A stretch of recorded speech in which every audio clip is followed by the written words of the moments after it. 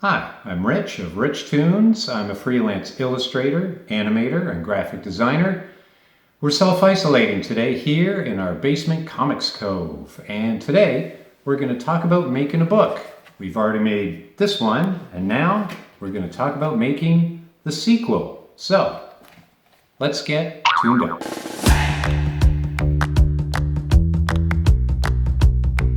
Okay, well, this is where the magic happens. Right here, this is my desk, this is my workstation.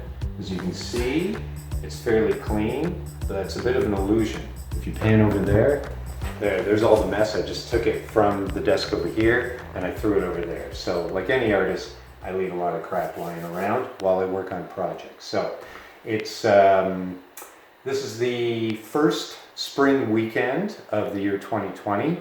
So as COVID-19 does its thing around the world, we're here in Canada, we're in our first week or two of doing our social distancing, our self-isolation. So I kind of felt I would take this opportunity to kind of share a bit of my creative process in doing a few things in terms of the kinds of projects I work on.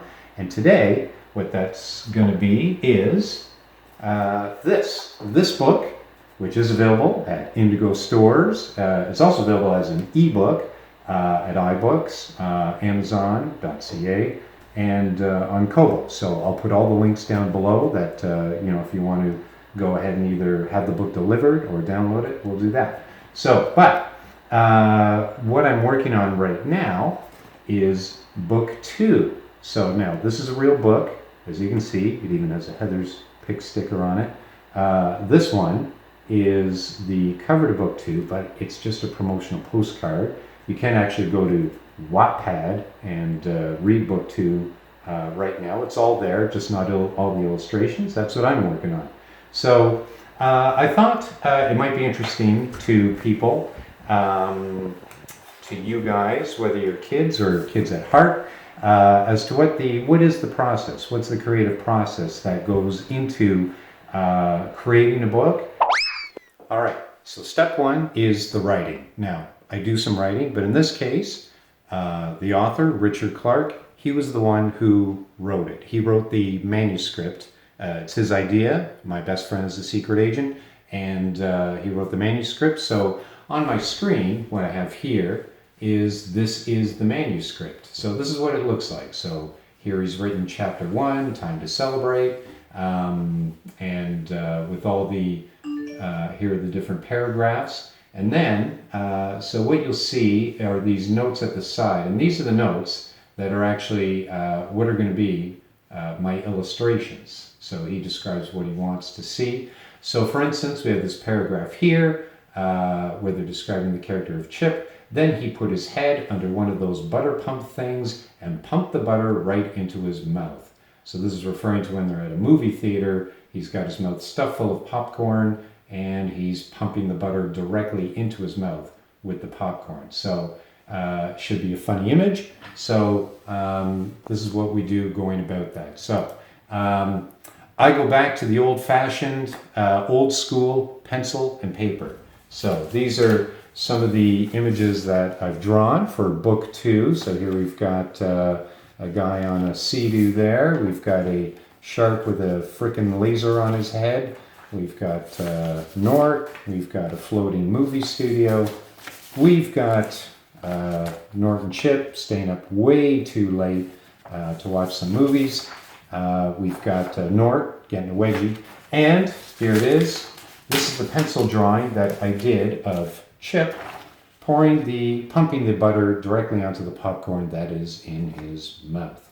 So to draw that, what I did was, usually what I do is I put up images, reference images like these on the screen that I can look at. As you can see, we've got popcorn, we've got butter pumps. So I use those as references to draw this. So the next step in this is for me to scan this picture in. So the first step before I open the scanner lid is to remove Black Manta, because right now he's part of the problem, not the solution.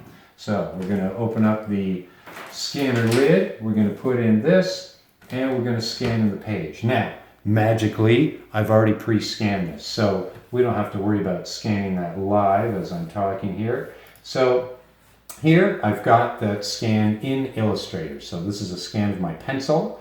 I have that on one layer in Illustrator. I'm going to select it. I'm going to bring that to an opacity of about 30. So that way I can distinguish the black lines I'm going to be tracing over that pencil on top of that with another layer here. So I'm going to lock down that scanner, that scanned layer. And what I have here, as you can see, there's another picture of Chip on this image. And the reason why I have that, this is an image from book 1.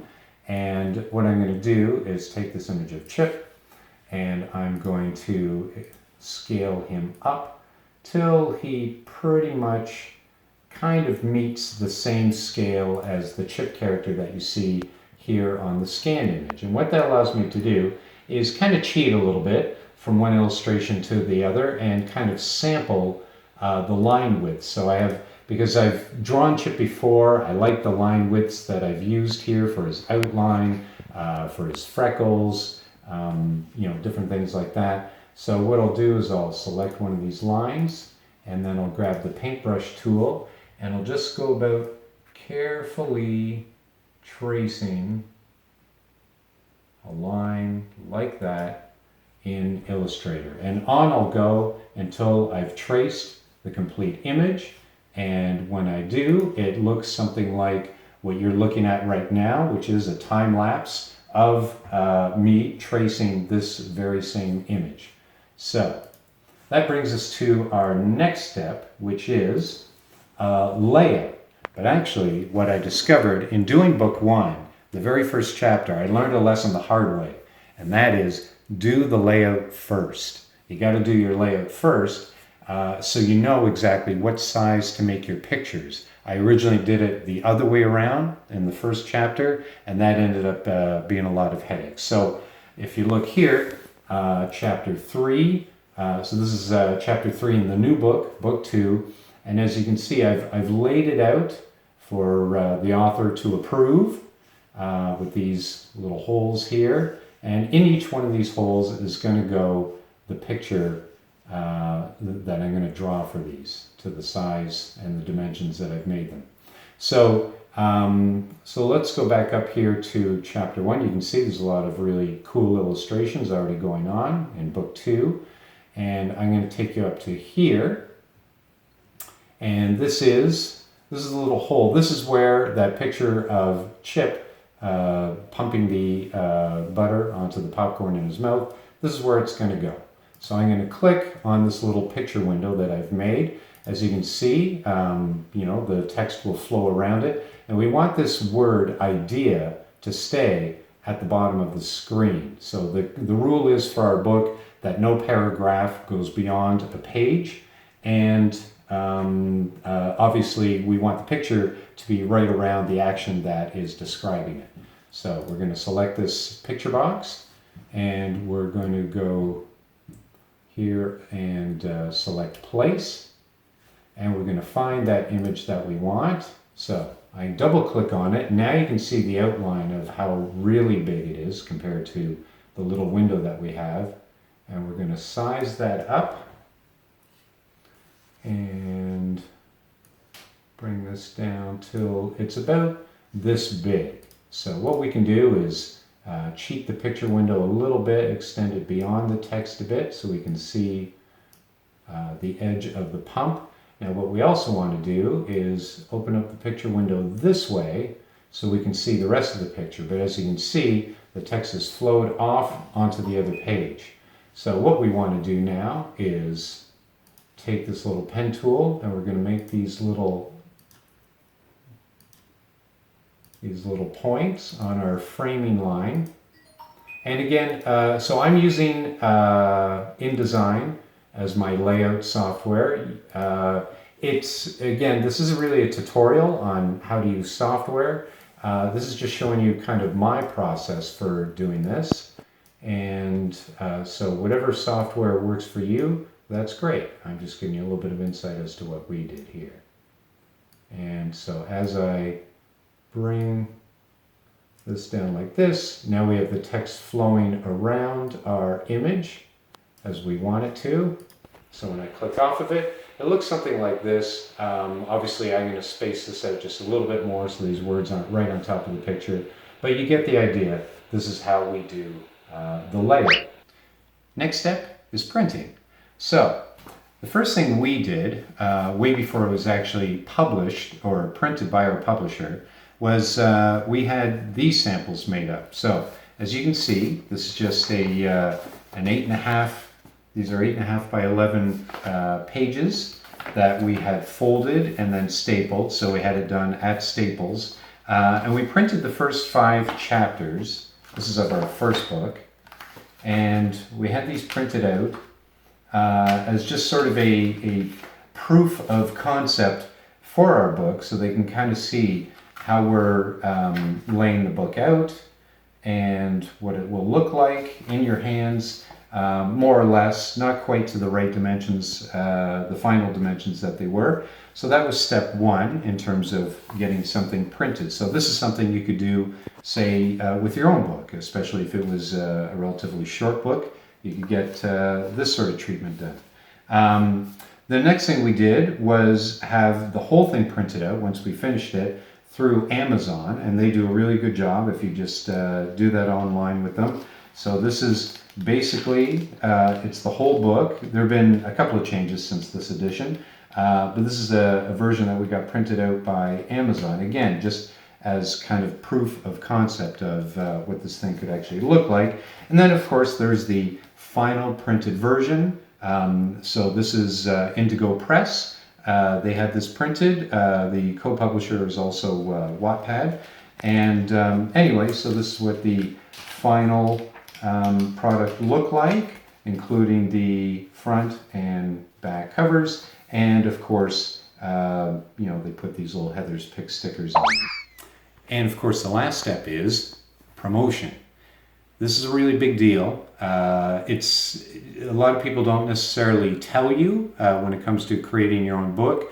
You might think, oh, that's the hard part, getting this book created, getting it finished, and it certainly is a big job. I find almost the more challenging part of the job is promoting the book. So my partner and I, Richard Clark, we booked numerous appearances last year at a whole bunch of Indigo stores. We also made appearances at schools. We also made appearances at libraries. We made so many appearances last year that what I did was I even made up for Richard and I these tour shirts. They're sort of like rock tour shirts, so you can see our characters, Nort and Chip here, you know, as they're on their My Best Friend is a Secret Agent Indigo Tour 2019. And then on the back, I don't know if you can sort of scan up and down on here, but we have 19 appearance locations and dates appearing on this shirt. And actually we probably had anywhere between 5 to 8 additional appearances for 2019 other than that. Now, as far as things are going for 2020, obviously COVID-19 is doing its thing, and that means we can't really do our thing right now. So we can't get out to the stores. We can't promote things that way, so we're putting ads up on Facebook and Instagram, letting people know that the book is available to order online. As of the recording of this video, Indigo is offering free delivery for the book, so that's good. That makes our job a little bit easier. But we're probably going to be doing very similar things for book 2 when that comes out. We're going to be making a lot of appearances. We're going to be posting a lot of ads. And this takes a lot of weeks, a lot of months. There's also another thing that we did, which was we created an animated trailer for the book. And you can see a little bit of that right now as I'm talking. But maybe for a future video, we'll talk about what went into the making of that.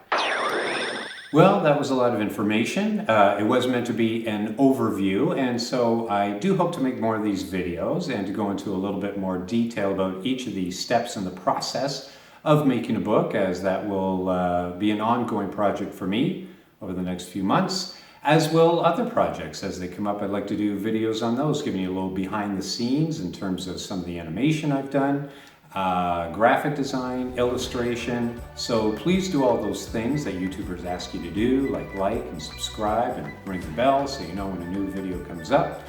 And you know, these are unusual times, living in the times of COVID-19, and as we self-isolate and do our social distancing, you know, I find it inspiring to see that many artists and teachers of all kinds are willing to share in their art and their processes, and so it inspired me to do this.